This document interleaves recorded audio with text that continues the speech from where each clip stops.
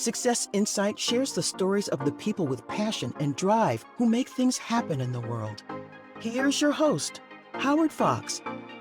Hello, everyone, and welcome to the Coaching and Consulting Insight series on the Success Insight podcast. The Coaching and Consulting Insight series introduces you to coaches and consultants that work with leaders, entrepreneurs, business owners, and professionals to create their best life and achieve and perform at their full potential. Our guest today is Andrea Almaraz, co-founder of Positive Shift Partners. Now, Positive Shift Partners is a veteran-owned small business and a certified minority-owned and certified California small business. I think that may change in a little bit, but we'll see. But it is an absolute pleasure to have, and I will say this right now, my friend, Andrea Almaraz, on the show. So, Andrea, welcome. Good morning. Thank you so much for having me, Howard. Fantastic. So here. Yeah. Now, I don't often, well, I do sometimes. Sometimes I know my guest and we have a little bit of history, but, I just remember a couple of years ago, you were just, Howard, if you saw my badge, I know you. And I'm like, I have no idea who you are, but we're going to talk a little bit about that. But, I would love if you could, introduce for our audience, who is Andrea Almaraz? Okay, so I'm an organization development expert, and gulp, I can't even believe I'm saying this. I have over 25 years experience doing this, and I've worked both in corporate and with small businesses, helping, business leaders and their teams to have strong, thriving teams. It's been a journey and it's looked different in different phases of my career, but the heart of it is always that, people are our most valuable asset, and what are we doing to make them successful? And that's what I do. Early in my career, I got the chance to be part of the founding team of the Ameritech Institute, which doesn't even exist anymore. Ameritech, that's, if I recall, that's the phone company. It is the phone company, and these days they're back to being AT&T. Oh boy. And they've gone through many different iterations, but at the time they were going through a big transition, going from Illinois Bell, Michigan Bell, Wisconsin Bell, and they were rebranding as Ameritech. And they had founded this Ameritech Institute to help with the culture change they were going through. And the thing that made this exciting for me, fresh out of college, but it was a time where really there was a change in how you looked at leadership and leadership development, from being a top-down exercise to being more of a bottoms-up movement. And the thing that made Ameritech Institute different was that they went all in on that. Your frontline leaders were the ones who could drive change versus it being dictated from the CEO.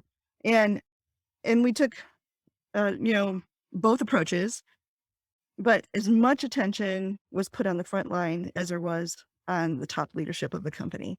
And that was huge for me, to be working with the top consultants of the time, investing that heavily on, leaders at all levels of the organization. And it really founded, it's my foundation, that, every person, no matter their role, makes a difference. I love that. And, you kind of dated yourself a little bit. I'm thinking, my God, I thought, Andrea, you were like 30 years old. Not even 30, but, but Ameritech.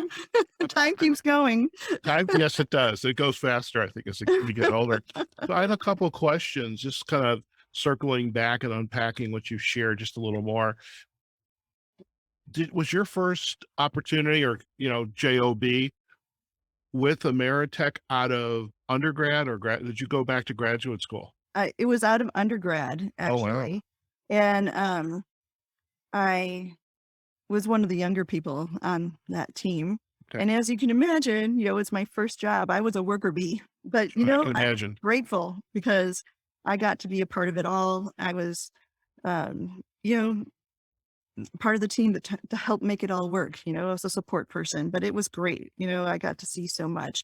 And from there, I got recruited to another telecom company, doing more process improvement, change management work, more responsibility, and And then I transitioned, so I did that type of work for 7, 8 years. Okay. And then I transitioned to being an independent contractor. Gotcha. Well, And let's talk about that in a second, but I'm curious, when you were with Ameritech and then the next telecom company, and you were fresh out of college. yep. What was it like with other OD professionals who, like you just shared, they're a little bit older than you are. You were the young kid, you were the worker bee. What was it like for them to shift their mindset as companies like Ameritech, perhaps this other telecom company, were shifting their focus to be more from a top down to an inclusive culture? I'm curious about Right. that. I would say they were instrumental in recognizing and teaching it. Oh, really? Yeah, um, it was, I remember, especially at Ameritech, and it felt like every month I would look at Fortune magazine or, you know, whatever the latest business magazine was that was hitting it. And I would say, oh, that person was just here talking to us. Oh, like, I can't believe it. Like we were just listening to this person. I mean, there was just a lot of, there was a fresh perspective on what leadership development and what change management meant inside of a company. And it was getting a lot of press. And I think, the CEO of Ameritech at the time just was very, visionary. It was bringing in these thought leaders to help their team also, move through this, change of how to see things. There's a lot of, I mean, top-down management can be very comfortable, Yes. because you do what you're told. It alleviates a whole bunch of responsibility. And when you're in a big organization with 50, 60,000 employees, there is a certain need for some structure, to Right. keep the machine going. But when you really want to make some changes and you want the process to work better and maybe more efficiently, and you want to increase customer service, it can't just be, you cannot dictate good customer service. People have to understand that it's a core value. They want to be able, they have to feel empowered to be able to give good customer service. Mhm. And then you just have to think about leadership in a different way. And you have to empower the people who are actually talking to customers. Mhm. And yeah, Remind me I mean, it's eh, a big deal. remind me to ask you about this point that you're making, because we're going to introduce your husband in just a second. He's not on camera, but he's behind the scenes somewhere. But Renee is former military. That is very much a top-down culture, and I will be curious when we talk more about Positive Shift Partners, how that experience plays into the work that you're doing, coming Right, from right. that kind of It- culture. So I'm curious about that. Don't answer it just we'll yet. hold that thought for a second. So, as you and I are chatting, you and I both know Andrea J. Lee, and it's her pops of the light bulbs going off in my head as you and I are chatting here. Now, you were a student at DePaul University in Chicago. That I got my graduate degree there. That's your graduate degree there. And the second telecom company, was that moving out of Chicago, or is that in Yep, Chicago? that was then yeah, the second telecom I moved to the Denver area. Oh my. And before Denver grew up so much Yeah, and loved it, and then ended up moving back to Chicago though, and Chicago was home, so of course. transitioned back a few years later. Okay. Now, you and I share a friend. We have a friend in common, Judith DeVries, and I knew her when she was director or coaching director at the time Challenger Grand Christmas. And I remember it for our listeners. I mean, Andrea and I met at an event, and we're going to talk about this in just a moment. And I all know of our us, whole story is like it's a small world. yeah, it's a very small world. I get a Facebook message, Howard. You know a friend of mine that's at this event, because I was sharing, hey, look where I'm at, folks. And then that's how we met. But how did you meet Judith? Well, Judith is a dear family friend, and Okay, we went to church together. But okay, we also were she was also at DePaul University, the same graduate program as I. So she introduced that program to me and Oh, was okay. instrumental in me picking DePaul. She has that And way with people. She's very instrumental in the way she's a she superstar. Yeah. provides insights and not advice, because coaches don't give advice, but insights. Very good. Very good. So you got to Denver, worked for another telecom company, and then came back to Chicago. When did this insight that you're going to leave corporate America with a very, to a certain extent, safe job? Now, I know, realize there's recessions that come into play, and all of a sudden we have to make hard decisions. But when did you decide that I'm going to go off and hang a shingle on my own? Well, ironically, it's actually a pretty long journey for me. Like Okay. I flirted with being an entrepreneur early on. But it happened kind of by accident. I wasn't really looking to go out on my own, but I got this opportunity and it just seemed too good to pass up. And they were looking for a consultant. And I'm like, oh, I can do that. It was doing work that I had been doing for the last several years. And so I said, yes, but this is where mindset is such a powerful thing, right? Because I didn't really recognize that I was starting my own business at that time. I was just saying yes to this opportunity. It happened to be an independent contractor kind of position. but something happened, it kept going and I got, an extension of this project and I got a new project and, 7-8 years later, I was still doing it. And I was like, wow, this is pretty amazing. But then a recession happened. You teased it, right? And my whole world kind of went through a massive upheaval. And in fact, the whole organization development industry went through a pretty big upheaval because there was a massive contraction in the economy. OD work, it is overhead, and it's seen as overhead in big business. Unfortunately, it's seen as Right. I mean, and it's one of the first, but when you're trying to protect your core business, it's one of the first things that you let go of, particularly people who are not on your payroll. And so most of my projects disappeared pretty much within a very short amount of time. And so I had to really relook at things. And I went through a bunch of life changes at this time. I moved to California.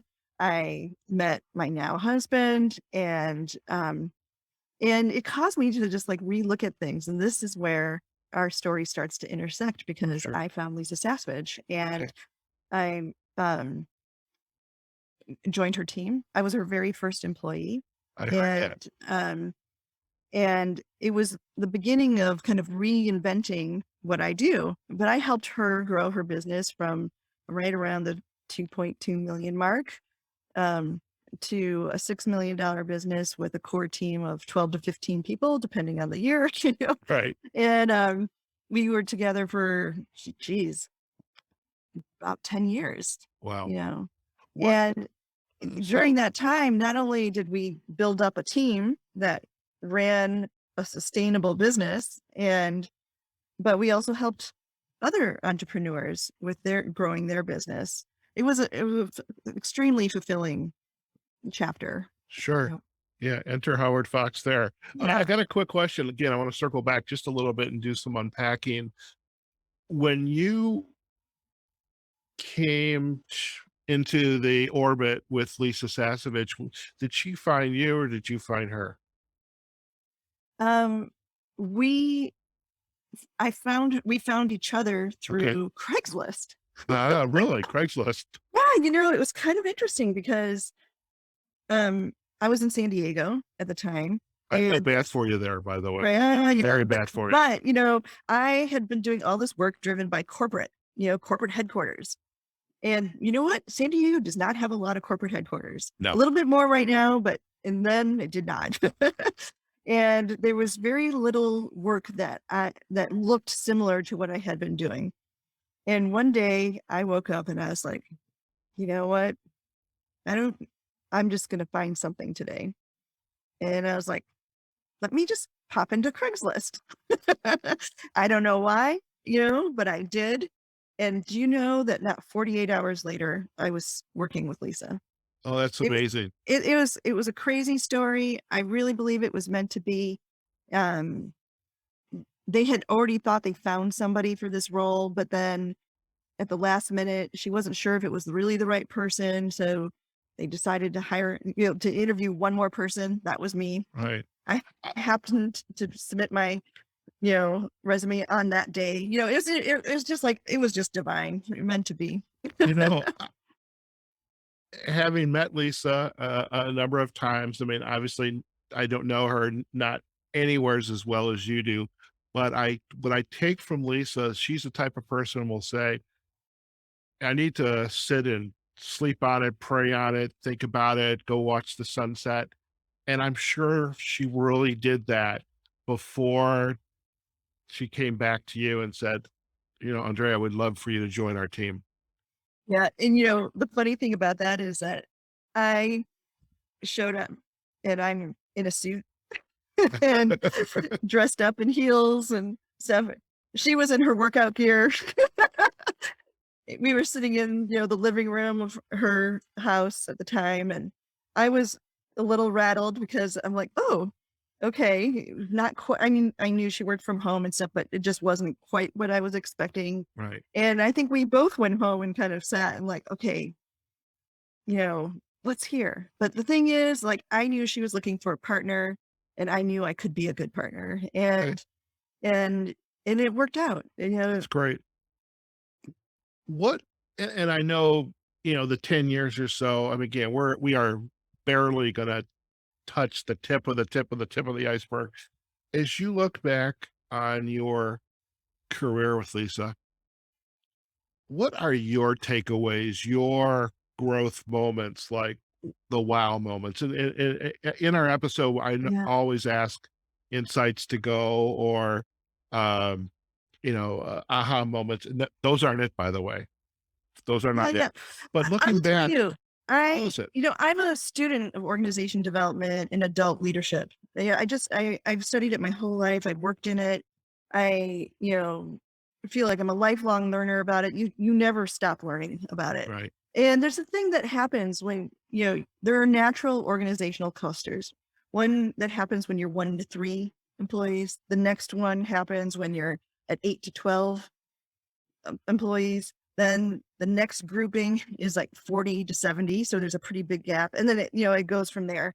And, you know, it's one thing to study it and like read articles about it and the psychology of it and what happens with your processes. And it's another thing to live through it.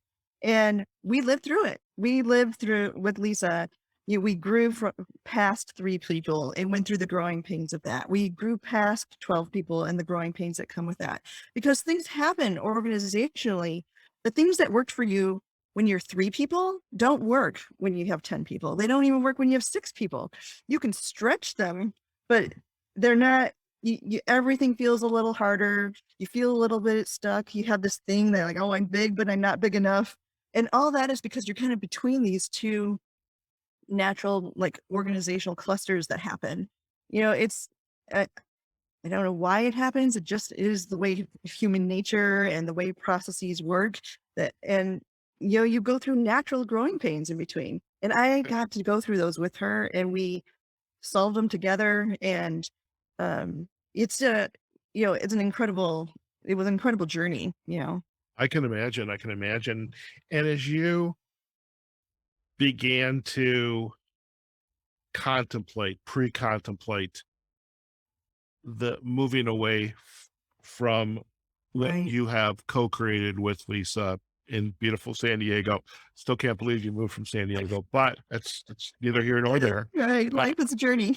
yeah, what well, number one, Andrea, what was the big, if there is one, I'm sure there's many takeaways that you have carried away from that experience with Lisa and now moving across country with Renee to start your business Positive Shift Partners. What are some of those really substantive takeaways that you're bringing with you?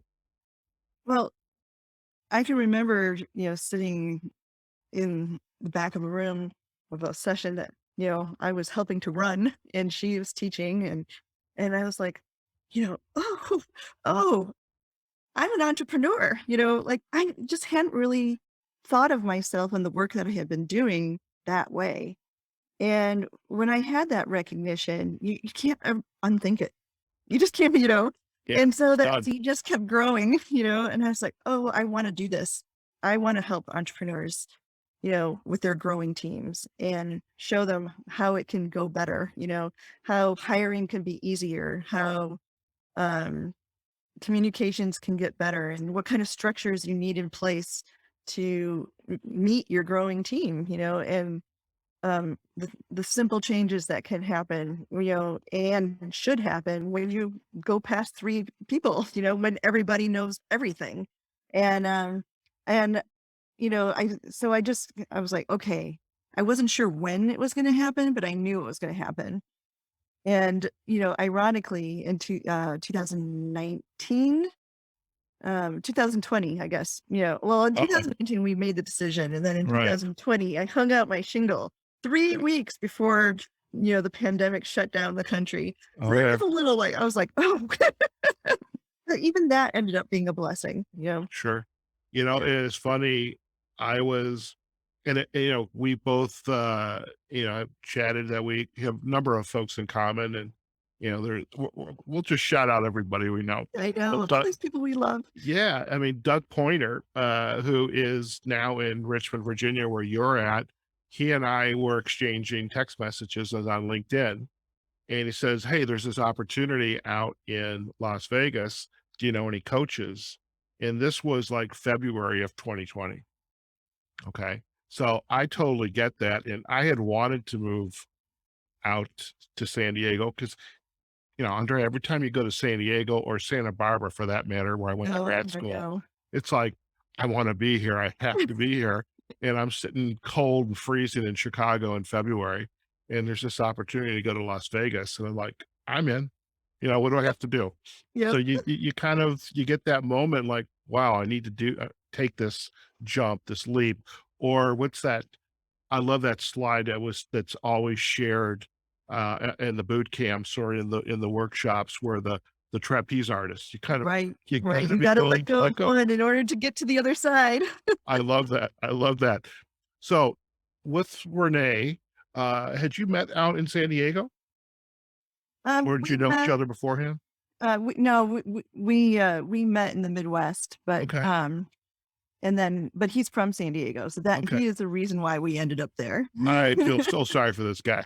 So you guys met. When did this idea of starting Positive Shift Partners, when did that begin to take seed? Yeah, we had this realization that he spent most of his life in contract management and program management, um, and a lot of that is, it's also managing people, Right. managing change, being smart about, how people impact your processes. We had a lot more overlap than we really gave credit for. And whether you're doing it in a big business setting or in a small business setting, people are people, and you empower people or you disempower people the same way, whether it's a big team or a small team. And you make processes that work the same as whether it's a big team or a small team. It can be a little more complex in a bigger organization, but the core things that make it work are the same, and so we were like, we should team up, you know, Okay. and so that's how, I love that. Now, yeah, I am curious. I want to circle back to a comment I made earlier because Renee is former military. I look at military to a certain extent. I could be wrong. I have a feeling you're going to say, well, Howard, you are wrong. Or he will say that to me. Is I think of military, it to a certain extent, is being very top down. And yeah. how does that integrate with a people inclusive culture, especially with his background and what you're doing now? For sure that the military has that reputation and there's a lot of truth to it, right? Because of um, the need to have clear direction on the battlefield, I guess, right? Right. But I also know, and this is kind of one of those yes and kind of answers, Okay. that the military has been incredibly progressive about bringing people in and trying to look at leadership in a different way. And, um, and they, and to meet the challenges of, that they have, which are big, Right. and they know that the only way you can meet those challenges is through people. Like, there isn't a process that you can implement that will fix, the challenges that they have, So, um, I'm not the best person to talk about it. I don't have a military background, but I think that in many ways, the military still tries to lead in this area, right? Okay. They're willing to invest, and look at and bring different experts in. Okay. Fair enough. Fair enough. Now, you both made the decision to And I'm sure cross. there's somebody out there listening who knows so much more about this than me. I just reach out, let me know. So here's my invitation, Renee. I know Andrea is going to share this podcast episode with you. She's going to go, look, honey, look what I just did. So feel free to comment back and share more about this. And that way, the rest of the universe will have, the value that Andrea is bringing to not only her bringing to the table, but now we're going to have your insight as well. All right. I did the call out for us, Andrea. Yeah, you decided to make this trip out to Richmond, and I have no doubt you're going to find clients everywhere, anywhere. I've had some really fun milestones in the last couple of years. Well, But that's what I want to know. so my clients are international, Yeah, and location doesn't matter so much. I totally agree. It does not. Who are your ideal clients? So my ideal clients are growing business owner, leaders with growing businesses, with a team between 4 and usually 12 to 15 team members. Okay. And that there's a real reason for that, right? Because when you're growing and you're starting to add team, the things that you used to do as a solopreneur or even with 1 or 2 people stop working over time. Right. When you're a solopreneur, and then even when you have your first 1 or 2 people, you're in this mode where everybody knows everything, right? Because you're all in it together. There's no task too small or too big. You all tackle it together, and it's appropriate, and that is how you grow. And then that gets you more success, right? And then you need more team. And the things that you've been doing all along to make yourself so successful start to break. And Okay. they usually start breaking right around 4 to 5 employees. Okay. So that is where my ideal client comes into play, because they usually come to me because something isn't working. Okay. They have a position they've been trying to hire for, and it just never seems to work out, and they can't figure out why. Or the team is like stretched to, like, they're just like this whole feeling of we're big but not big enough, and Right. we're too busy and we're dying under the responsibility. I'm the bottleneck for everything, and nothing moves forward unless it comes to me, or the leader just feels like they're stuck in everything. That's another trigger to come Okay. to me. And I have different things that I do Okay. that help people move through that point. Okay. I actually want to talk about that, but I do have one quick question. So we know the ideal size, 4 to 12 to 15.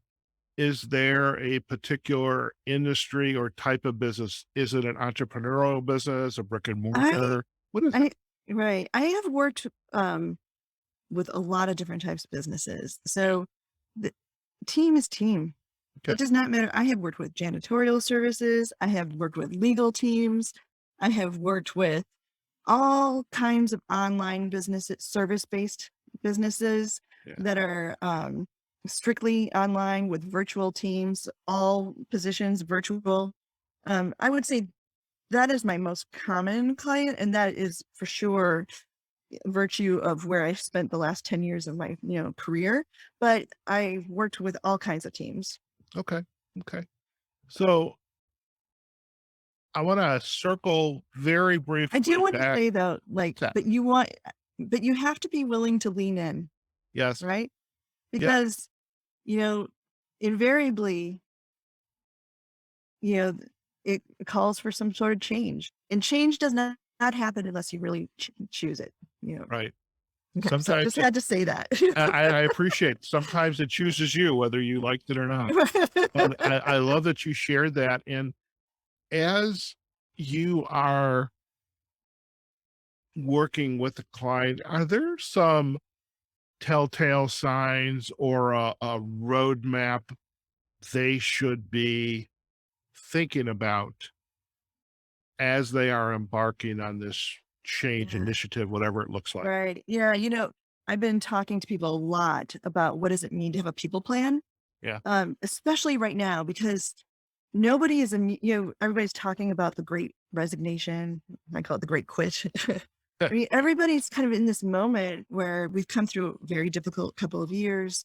We have a lot of anxiety. We're not really sure what the next couple of years are going to look like. And it makes you really take stock and evaluate is like, am I in the right place? And in that moment, a lot of people are choosing to leave their current situation for a whole variety of reasons. And I have clients who have come to me when, they've all of a sudden have big gaps, and now they're trying to solve them. And so I've been talking more and more about what does it mean to have a people plan? We Okay. as business owners talk a lot about having a strategic business plan, Mhm. having an annual plan, but I'd like to talk about having a people plan because as much as we invest in a strategic plan, like if we don't pay attention to the people part, like when your strategic plan works and you having your biggest successes, those same successes put extra pressure on your people.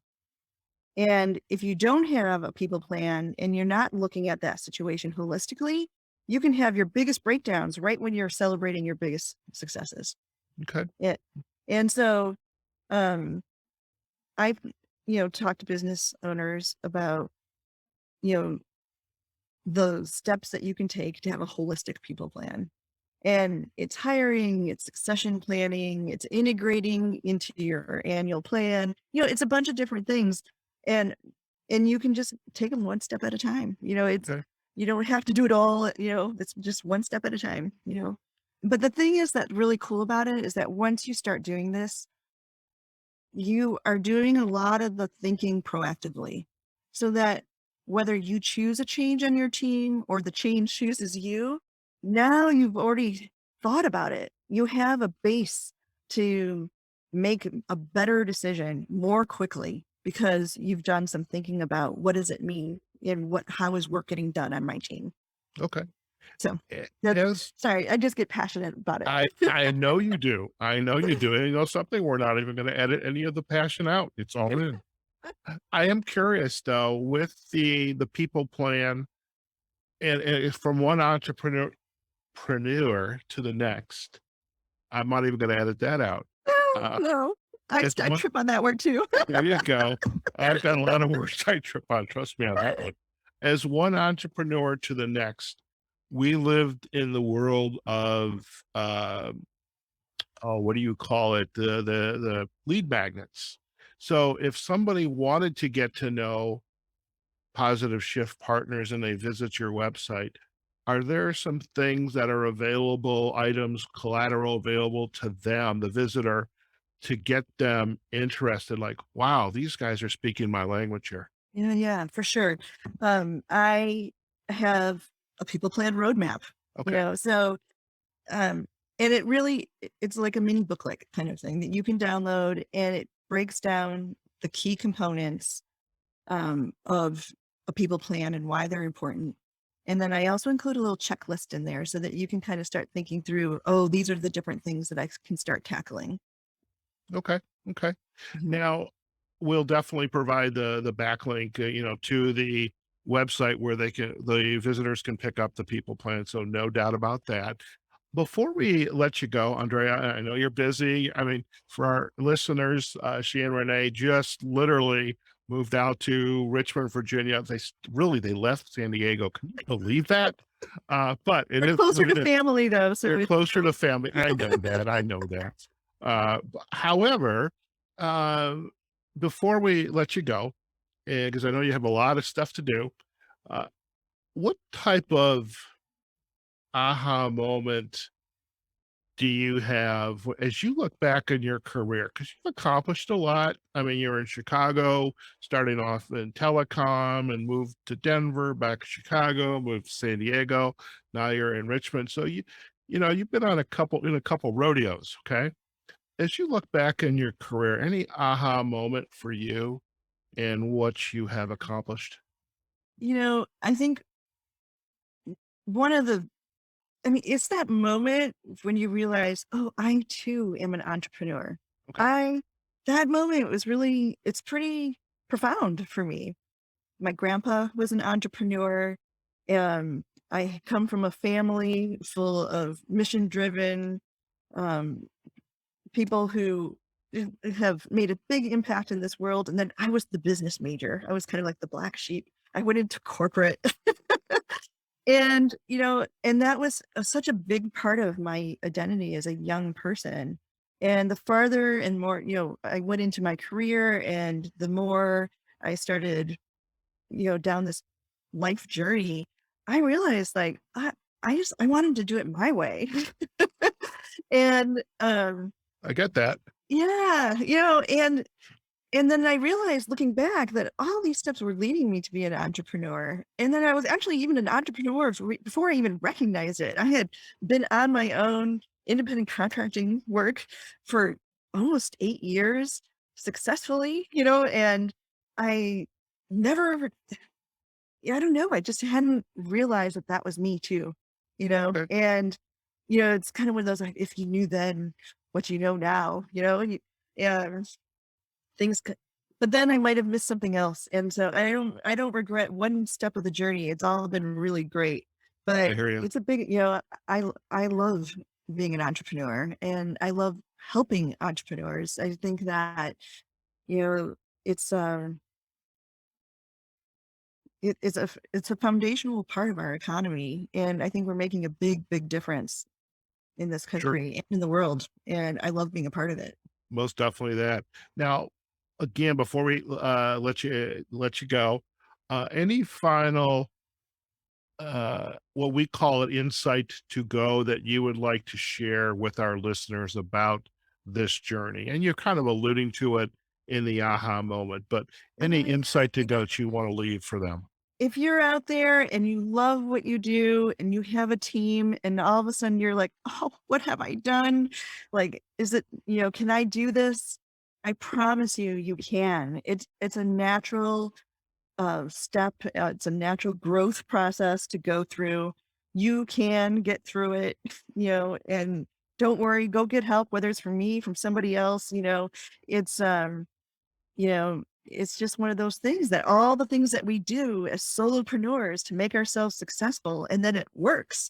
Those those aren't the things that make you successful with your team, and um but recognition is half the battle, right? So once what's the saying, once you know more, you do more, and you do better. Right. It's the same thing. And it can be as simple as that. You don't have to overcomplicate it.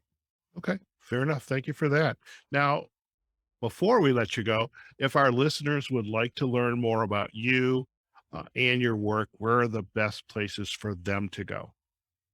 Please, the two places to find me the most easily, positiveshiftpartners.com and find me on LinkedIn. Fantastic. And we will provide, of course, the backlinks to Positive Shift Partners, where they will also be able to pick up a copy Absolutely. of the People Plan Roadmap, and we'll provide a backlink to your LinkedIn profile as well. Andrea, it's been a pleasure to catch up with you because I don't think we've really ever had this kind of a chat before. And that's the beauty of the podcast is, it's like having a conversation with a friend that you haven't seen in 15 years. And in our case, maybe about 5, but it's been a pleasure to catch up with you. It's so much fun. Excellent. Well, listen, stay on the line. We're going to do a quick close, and you and I can have a final chat. Okay. Perfect. All right, folks. We have just been chatting with Andrea Almaraz, co-founder with her husband, Renee, of Positive Shift Partners. Positive Shift Partners is a veteran-owned small business and certified minority-owned and certified California small business, but I'm sure they're going to be certified a lot of other places. But the beauty of this conversation with Andrea is, yes, I met her at an entrepreneurial event hosted by Lisa Sasevich, the queen of I think the queen of the invisible clothes. I hope I got that right.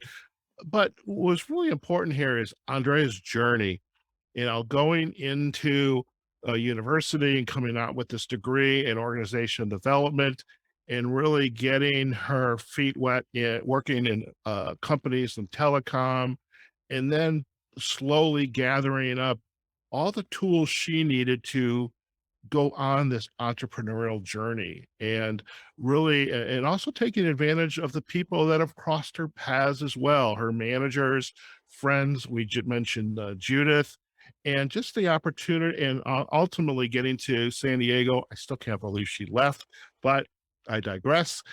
But really now, she's out there working with entrepreneurs, small business owners that are looking to not only grow their business, but to be successful and to work on the people element of the equation. Because if you work with the people, you take care of them, they're going to take care of you. And as I say with my LinkedIn practice, your people are your brand ambassadors. You need to care about what they say about themselves, but also about the company. But if you're taking care of them, you truly are creating wonderful brand ambassadors. Now, as far as Andrea, do go out and visit their website at positiveshiftpartners.com. The roadmap will be there as well. And do connect with Andrea on her LinkedIn profile. And again, we're going to provide all the backlinks. Now, if you enjoyed today's episode on the Coaching and Consulting Insight series on the Success Insight podcast, we want to hear from you. So you can visit us on successinsightpodcast.com and leave a comment. In fact, share the episode with a friend, a family member, whoever. You can also find us on our Facebook and LinkedIn pages, and we are on all of the podcast directories. Okay, folks, wherever you are, whatever you're doing, go out there, have a phenomenal day. Take care of yourselves, your family, and we will see you on a future episode of the Coaching and Consulting Insight series on the Success Insight podcast. Take care now. Success Insight is a production of Fox Coaching and First Story Strategies. Find us online, successinsightpodcast.com.